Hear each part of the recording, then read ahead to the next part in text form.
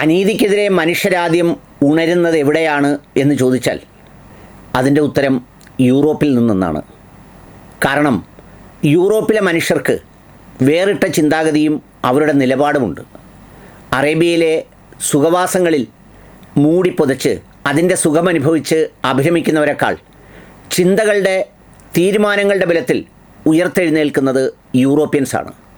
ഇന്ത്യയിൽ നിന്ന് പുറത്തേക്കൊക്കെ നോക്കുമ്പോൾ ഇപ്പം ലോകത്തിനൊരു ഭംഗിയുള്ളതുപോലെയുണ്ട്. കാരണം മറ്റൊന്നുമല്ല, അമേരിക്കയും ഇസ്രയേലും ചേർന്ന് നടത്തുന്ന ഈ ഏകപക്ഷീയമായ അധിനിവേശങ്ങളെ, അത് വെനിസ്വലയിലെ ആയാലും ഇപ്പോൾ ഇറാനിലെ ആയാലും, ലോകം മറ്റൊരു തരത്തിൽ ചിന്തിച്ചു തുടങ്ങിയിരിക്കുന്നു. സ്വിറ്റ്സർലൻഡ് ആയുധം നൽകുന്നത് മുഴുവൻ നിർത്തിവെക്കാൻ തീരുമാനിച്ചു. ചെക്ക് റിപ്പബ്ലിക്കിൽ ഡ്രോൺ നിർമ്മാണ ഫാക്ടറിക്ക് അവിടുത്തെ ജനങ്ങൾ തീയിട്ടു. ശ്രീലങ്ക ഒരു വിമാനങ്ങളും അവിടെ ഇറങ്ങാനോ ഇന്ധനം നിറയ്ക്കാനോ ഉള്ള അവകാശം ഈ യുദ്ധത്തിൻ്റെ പേരിൽ നൽകില്ലെന്ന് ശ്രീലങ്കൻ പ്രധാനമന്ത്രിയും പ്രഖ്യാപിച്ചു. അടിമകളല്ലാത്ത നിലപാടുകളിൽ ഉയരുന്ന ഒരു ലോകത്തിലാണ് പ്രതീക്ഷ. പക്ഷേ ഇതിനിടയിൽ ആയുധങ്ങൾ വിലയ്ക്ക് വാങ്ങുന്നുണ്ട് മിഡിൽ ഈസ്റ്റിലെ പലരും. അമേരിക്കയ്ക്ക് സാമ്പത്തിക കൊഴുപ്പ് കൂട്ടാൻ.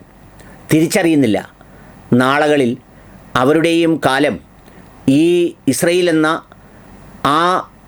അവരുടെ നിഗൂഢ തന്ത്രങ്ങളിൽ പെടുന്ന ഗ്രേറ്റർ ഇസ്രയേൽ പ്ലാനിൽ വരുന്നതാണ് എന്നവർ ഓർക്കുന്നുണ്ടാവില്ല.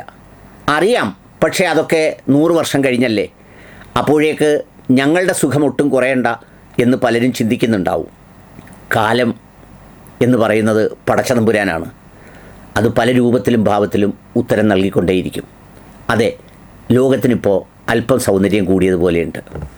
അമേരിക്കയും ഇസ്രയേലും ചേർന്ന് നടത്തുന്ന ഏകപക്ഷീയമായ അധിനിവേശങ്ങൾ വെനിസ്വലയിലെ മുഴുവൻ ആളുകളെയും ഫിക്സ് ചെയ്ത് വൈസ് പ്രസിഡൻറ്റിനും മന്ത്രിമാർക്കും അടക്കം കാശ് കൊടുത്താണ് പ്രസിഡൻറ്റിനെ അയാളുടെ കൊട്ടാരത്തിൽ നിന്ന് വലിച്ചിഴച്ച് അടിച്ചു ചുരുട്ടി കൊണ്ടുപോയത്. ലോകമിങ്ങനെ നോക്കി നിന്നതേ ഉള്ളൂ. എല്ലാവരും അത്ഭുതപ്പെട്ടു, എന്തിനാണ് ഇങ്ങനെയൊക്കെ ചെയ്യുന്നത് എന്ന്.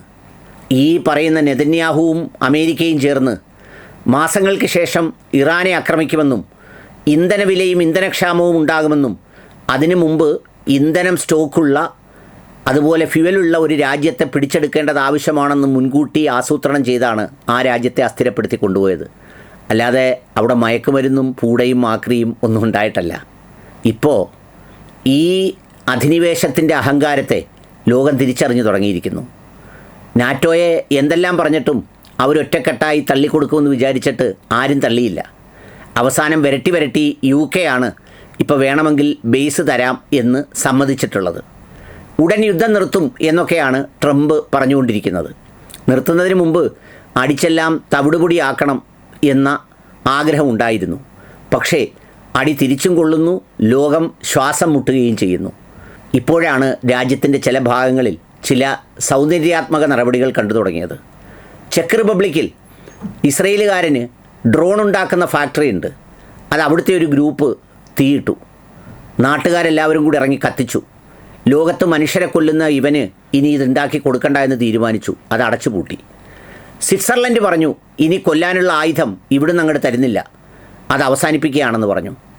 ശ്രീലങ്ക പറഞ്ഞു, ഈ വിമാനം ഒക്കെ ഇതിലേക്കൂടെയൊക്കെ പറന്നോളൂ, പക്ഷേ അവിടെ ഇറങ്ങി ഇന്ധനം നിറയ്ക്കാനോ വേറെന്തെങ്കിലും സൗകര്യത്തിനോ ഈ യുദ്ധത്തിൻ്റെ പേരിൽ ശ്രീലങ്കൻ ബേസ് തരില്ല എന്ന് പറഞ്ഞു. രാജ്യങ്ങൾ ചെറുതാണെങ്കിലും നിലപാട് കൊണ്ട് അവർ വലുതാണ്.